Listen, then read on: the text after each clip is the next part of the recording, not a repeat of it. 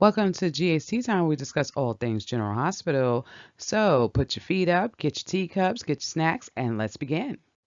General Hospital Daily Recap for Monday, April 27, 2026. Let's see what our favorite bunch of characters are up to. Carly came up to check in on Valentine. She had bought him a sandwich, and when she walked in, she saw all them boxes all thrown over the place. So she was asking Valentine, like, what happened? So Valentine was just like, your daughter came up here.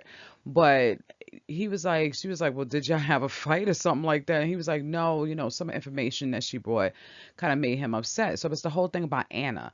So Valentine is convinced that Cullum and whoever else had something to do with Anna's breakdown. Carly was like, well, maybe it was just, Anna just had a breakdown. She's been through a lot and stuff like that. She's like, is it possible that, it's not them, that Anna just truly did break down? And, Valentine was going through his whole thing. He was like, it just doesn't line up. The whole timeline. Like, so it doesn't, right? If you think about it, Nathan and Britt done came back, and Cullum is over there with them cigarillos and all types of stuff, referencing Faison. So Valentine is on to something. He just doesn't fully know what it is. So he was asking Carly, do you think I'm crazy? And Carly was like, no, if you think it's something, then it's something. So after that, Valentine told her that he called Anna's doctors or whatever just to check in on Anna on Carly's phone, which is crazy. Like, he's a spy. He know better than that. I understand that he's worried about Anna and stuff like that, but he know better not to call from that phone. But now Carly's concerned because she's like, well, if you did this, they're gonna know you here. So Valentine is just like, he has to check in on Anna. He wants to go out there and check in on Anna. I don't know how he gonna do that. So I guess we'll figure this out later on. I did see the promo for this week, and it looks like Brennan was outside of Carly's door. I think he kind of knows that Valentine called from there. We'll see what happens. I don't know. Those promos sometimes be alluding to something and it's totally different. But hopefully he doesn't find Valentine in her house, and we'll see what happens with this. Nathan slash Cassius was out taking James to his Taekwondo lesson. So, Sidwell comes up while he's out there doing his little moves and stuff like that. So he's trying to talk to James. Nathan is looking at him like, kind of like, get away from him, which we all like, get away from him. Anyway, they go inside to have their little Sunday, and then Sidwell came inside to meet up with Lucy. So Lucy was asking Sybil to give her a second because she wanted to go over and talk to James. So she goes over talking to James. She's talking about this Sunday and stuff like that. Anyway, Sybil comes over. Here he go again. So he was like, what's a good idea? We should have our Sundays together. So Nathan looks at him and he's just like you could tell he just want to get out of that. But his phone rang and it was Lisa. Lisa was like, she's back in town. She wanted to see James and him. So he was like, oh, well, we can't have these Sundays. We got to go. So they got out of there. I know he was happy his mother called. So after that, Lucy's talking to Sylwell, and this was the crazy conversation. So Lucy is telling Sylwell, what would be a great idea if me and you spend some time on your yacht. Here goes Sylwell. Sylwell was like, this is a great idea, but it'd be good if we invite Ava too. Now, listen, we know Lucy got this plan in her head, but she want to take Sylwell down. So she's not really trying to get with Sylwell. But let's say she was. What is Sylwell's end game here? I understand he's saying, listen, I'm not giving one woman my heart and all this other nonsense he was saying from before. But having these two women together, you trying to get these two women together, like they not gonna go for that. So I'm like, it's one thing them trying to date this man, on the side or whatever, each one of them have a date with him. But it seemed like he want them together. Like every time they go somewhere, Lucy and go somewhere, he wants Ava there. If Ava goes somewhere, he wants Lucy there. These women are not going to do that for you, Sylvia. You need to stop that. Anyway, so Lucy's face is kind of like, well, that'd be great. If you're going to bring Ava, you could bring her. Because, whatever. Lucy didn't tell him to go get out of here, but I know she got plans for him, so we'll see what happens with this. I want to say thank you to everyone that has subscribed already. And if you haven't, don't forget to hit the subscribe button because it really helps the channel. So, guys, Liesel, Josh is still having this conversation with Liesel, right? Oh, come on now. Anyways, Josh is talking about Nathan and how, something about Nathan and Faison, and so Lisa just jumps on her. Lisa was like, my son don't have anything to do with Faison, and Faison, of course, 'cause Faison shot him and stuff like that. So Josh is like, look, I don't mean to upset you. I was just asking some questions because because he's been gone for so long, and so Lisa goes in again on Josh and kind of was just like, stop asking these questions. She was like, I'm not gonna have you upset my son over some interests or whatever, fantasy, whatever Josh got going on in her head. She don't know Josh is WSB. At least I don't think Lisa knows. We don't know what Lisa knows. So she keeps going in about this and that. And as that conversation ends, Lisa goes off and she looks at her phone and she's looking at a picture of Nathan. Josh goes off and she's smiling. I guess she was smiling because she got aroused out of Lisa, but I couldn't really understand what the smile was for. So I will ask for some help on this one. Guys, let me know down in the comment section what you think she was smiling about. I'm talking about Josh because I didn't understand that. Like I must have missed something. Liesl just looking concerned at her picture at Nathan. Nathan and James come in and they see her. James is happy to see his grandmother. She gave him a gift from her medical conference, and Nathan is talking. They all sitting around talking. Um, Liesl just acknowledged that, the relationship that Nathan is having with Lulu must be serious because he brought James around and stuff like that. But James has always been around Lulu. Like, but anyway, she's Maxie's friend, right? So whatever with that. But I will say, here's another thing that I'm asking from the comment section. Liesl looks like she knows something.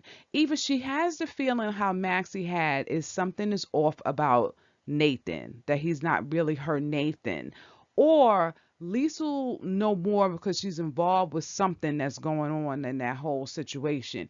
And I don't know. I can't really say because Liesl be doing stuff. So she seemed like she turned her life around. There was a theory going around online about how this may really be Nathan, but he lost his memories and now he thinks he's Cassius. Somebody else said something about Nathan's just faking being Cassius so he could take down Sidwell and stuff like that. I'm not sure if the scheme is that elaborate. I think maybe Liesl just knows that there's something different. She knows her child. So we'll see what happens with this. Liesl might actually confront Cassius soon. I could see that happening. Dante was bringing Rocco to his community service, and Britt was looking at Rocco like, what are you doing here? So Rocco has community service. He has to do the community service. He can't just not show up. I understand her concern because Cullum is there, but Cullum don't know anything, and you don't need to change up Rocco's plans, his daily activities, because then people are going to start looking at him. So they went to go find Liz so Rocco could go do his hours. Dante was acting like he was caring about Britt for 3 seconds because he was like, how are you holding up? The whole thing that happened with Jason and everything like that. And Britt kind of called him out and was like, look, don't act like you care about me. Nothing has changed. She's like, her story is still the same. So no one against to give Dante any information about what happened on this pier, right? Later, Britt, I agree with Britt 100%. Rocco goes past Cullum's room, looks in the window, and looking at him. I was like, Britt grabbed him up and basically started yelling at him and shaking him. Like she was telling him, stay away from him. That man is dangerous. And I'm like, yes. And then she's going, Rocco's going, but what? And, kind of like, why do I have to do it? Look at Britt and her reaction. That's why you have to do that. Obviously, this man is severely dangerous, right? That is not in her norm to be like this. Rocco, I understand he's a kid, but he's not a little kid. He has common sense. If you see that this woman is this shooken up about this, stay away from that room. He could see that Cullum is fine. And then he had the nerve to say, I never shot anybody. I'm like, oh my gosh. Lulu need to go tell Dante they need to get this together fast because I'm telling you, this is going to be so bad real quick. So Liz came up, saw this, grabbed Britt and Rocco apart. She was like, don't do that. He's a kid. You can't be doing that. But Britt broke down and she was like, look, Dante and Lulu was right. Rocco really needs to stay away from me and you need to help me keep him away from me. Okay, that's what I'm gonna say about that. Liz just looked. Liz was like, she was taken aback because she was like, what does that mean? Rocco needs to stay away from all these folks, okay? Because he can get into a lot of trouble quick. They need to tell his father he needs some protection. Matter of fact, forget Dante. Go tell Sonny so he can get some guards on this boy. So we're gonna see what happened with this. Cullum started talking to Liz. Liz came in to check on him, I guess give him his medication, stuff like that. So Cullum is going to say to her, isn't Jason the father of one of your sons? Then he was like, well, how's your son doing? Your son, isn't he away? And then some other questions, like he knew where the son was at and all this other stuff. And then Liz kind of was like, why you asking me these questions? So he's just like, oh, well, I wanted to know, your whereabouts during the time of the what happened at the pier. So she said she was at work. Then he asked something about Jason's hand or something like that. I was like, look, that's actually a good, I didn't even think about that. If Jason had Pow Pow Cullum, he would have gun residue on his hand, wouldn't he? He have his gloves on that he normally have on. So they gotta know that Jason didn't do this because I'm sure they swabbed him and all that kind of stuff the WSB does. They know he didn't do any of that. Anyway, I'm gonna go on with this. Anyway, so Liz, he was basically saying all this stuff to Liz. So Liz was like, look, if you have a concern about your care, let me know. But other than that, she ain't answering no more questions. So Colin was like, no, no, no, I don't have no problem with my care. It's fine. So Liz left. Dante came up because he was asking questions about something else, but she told Dante about what Cullum was doing.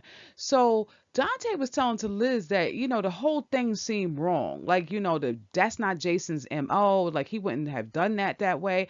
Liz agrees with him. He was like, something is totally going on here, and he just does not know what it is. So hopefully Dante finds out what this stuff is soon enough.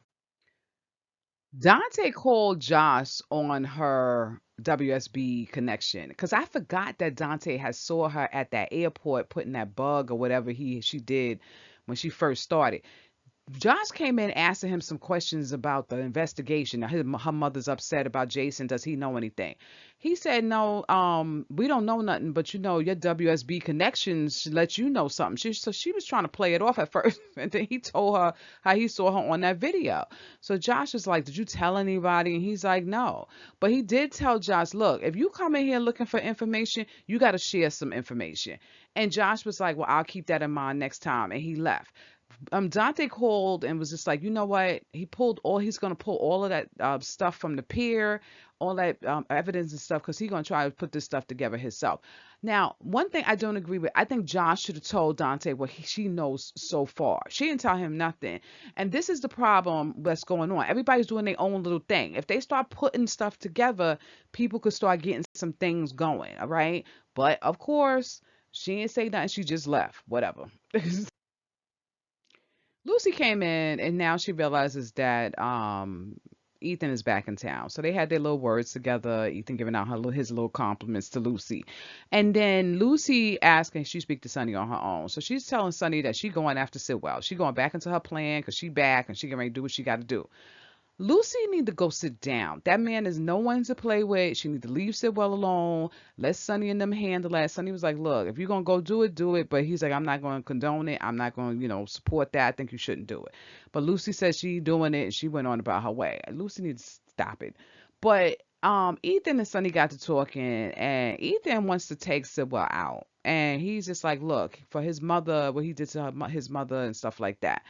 Sonny was kind of shocked because he was like, he didn't think Ethan had that in him. I didn't think Ethan had that in him. I always thought he was just a con man. I didn't know he was trying to, do really illegal activities, But he said he ready to do it. Sonny is like, no, because Ethan picked that up too. He was like, only reason why I haven't done it is because you must want him alive for something. So Sonny was like, yeah, some things that he got to work out and things like that. But when time come, time come. I don't know what Ethan's end game here is. We'll see what happens. I just hope that he's not doing, I don't know. I was going to say, I hope he's not working with Sidwell, but I can't see him working with Sidwell because after what he did to his mother, and remember, he even took Ethan hostage and stuff like that. I can't see him doing that. He's definitely doing something, but I'm sure we'll find out what that is soon enough. So guys, what was your favorite part about this episode? What was your least favorite part? I don't like that Valentin maybe on his way out because I could see him going to go check in on Anna. I'm glad someone's going to check in on Anna. Don't get me wrong, But I feel like this is going to leave Carly open to a lot of nonsense. So, guys, let me know what you think down in the comment section. And don't forget to hit that bell notification and to like and subscribe because it really helps the channel.